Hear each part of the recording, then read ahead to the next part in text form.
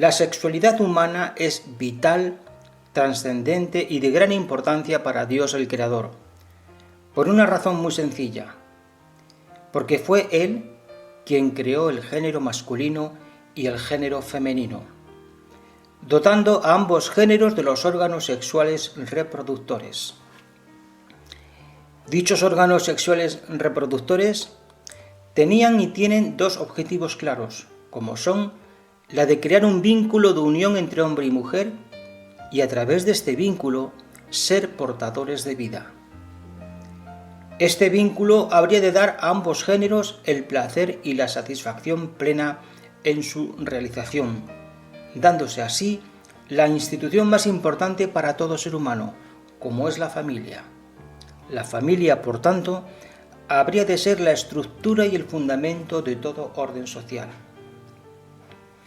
Y por ser tan importante el concepto familia y todas sus implicaciones tanto sexuales como morales, Dios el Creador también legisló al respecto, estableciendo una ley moral universal de obligado cumplimiento para todo ser humano.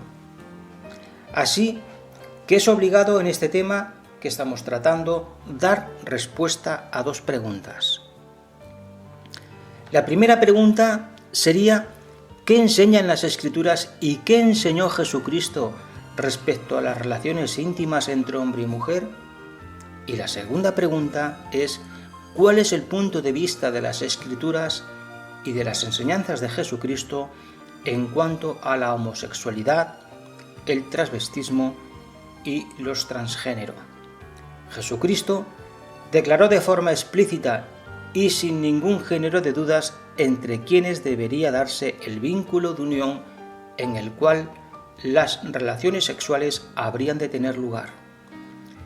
En el Evangelio de Mateo capítulo 19 versículos del 4 al 6, Jesucristo dijo y enseñó que Dios creó al hombre y a la mujer, los hizo macho y hembra, y que la unión sexual solo puede darse entre hombre y mujer, por lo que cualquier otra relación sexual que no esté bajo este supuesto implicaría una violación de la ley moral de Dios el Creador.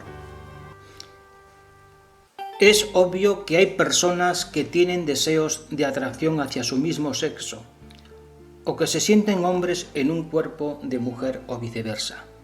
Para los que regimos nuestra vida por los principios morales de Dios el Creador y por las enseñanzas de Jesucristo, estos deseos los consideramos desviaciones o anomalías morales que bajo ningún pretexto ni justificación se deben normalizar ni aceptar. El creyente, el hombre de fe, no va a juzgar a tales personas, porque solo Jesucristo en su segunda venida será juez de toda la humanidad.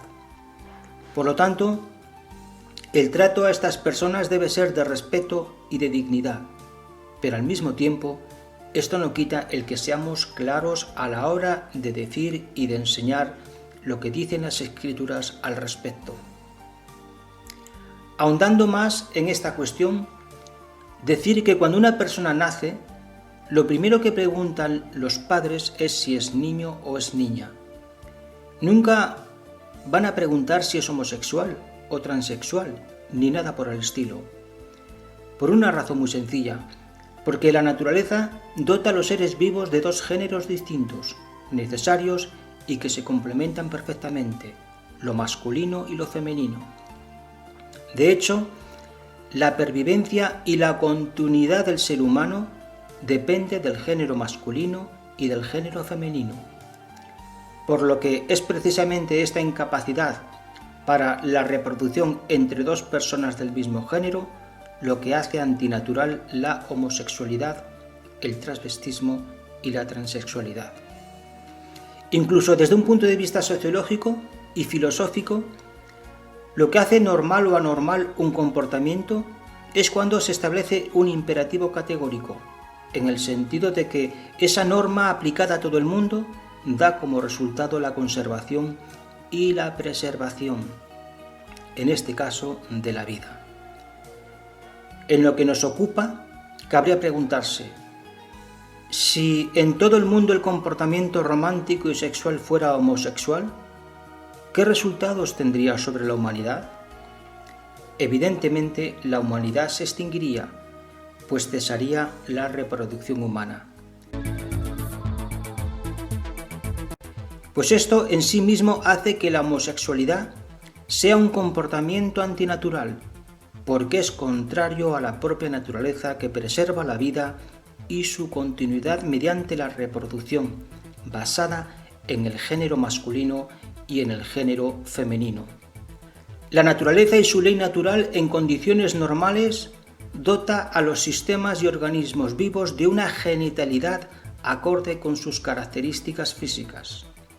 No obstante, se pueden dar anomalías o anormalidades en las cuales, por factores facilitadores, es decir, educacionales e influencia social, o por factores predisponentes, es decir, condicionantes biológicos u hormonales, puede llegar a haber una incoherencia entre los genitales y las características físicas de lo masculino y de lo femenino.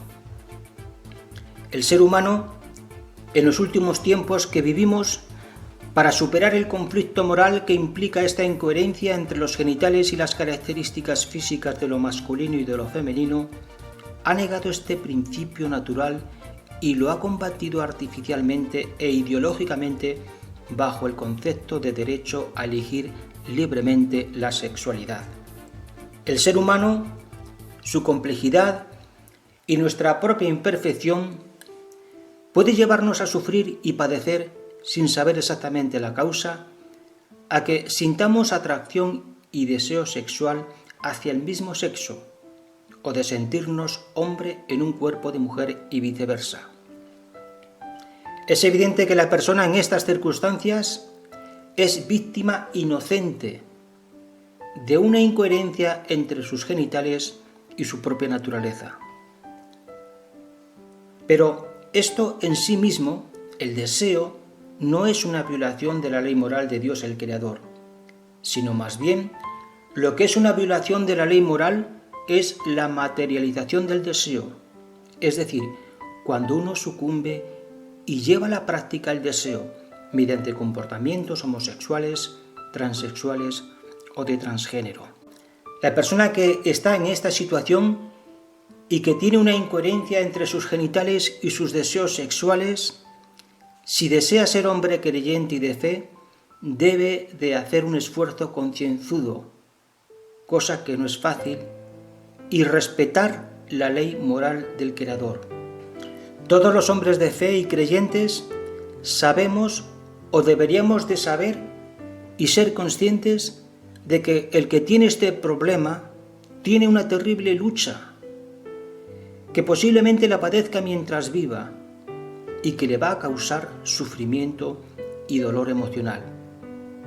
No es fácil luchar contra tales inclinaciones, pero estas personas deben de saber que si se mantienen íntegros y no sucumben a tales prácticas inmorales, para nuestro Dios el Creador tiene doble mérito, y dicho comportamiento de integridad tendrá su recompensa por parte de nuestro Dios Creador.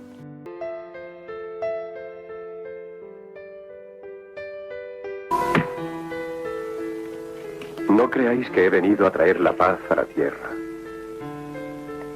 Yo no vengo a traer la paz, sino la espada. He venido a sembrar la discordia entre el hombre y su padre, entre la hija y su madre.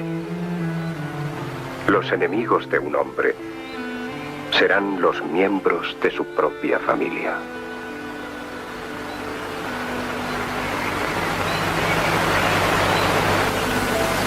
Quizá me digáis, hemos dejado todas nuestras cosas y te hemos seguido. Pero yo os digo, quien haya dejado su casa, o a su padre, madre, esposa, hijos y campos, por el reino de Dios, será 100 veces recompensado por ello aquí en la tierra y heredará el reino de los cielos.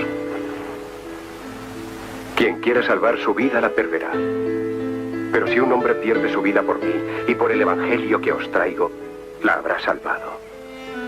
Pues muchos que son los primeros serán los últimos. Y los últimos los primeros. No queráis amontonar tesoros en la tierra, donde la polilla y la herrumbre los consumen y los ladrones la socavan y roban. Amontonad en cambio tesoros en el cielo. Donde esté tu tesoro, allí estará tu corazón.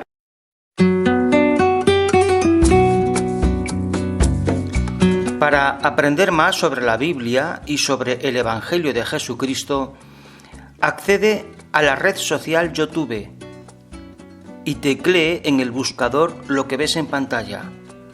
Otra realidad es posible, JSA.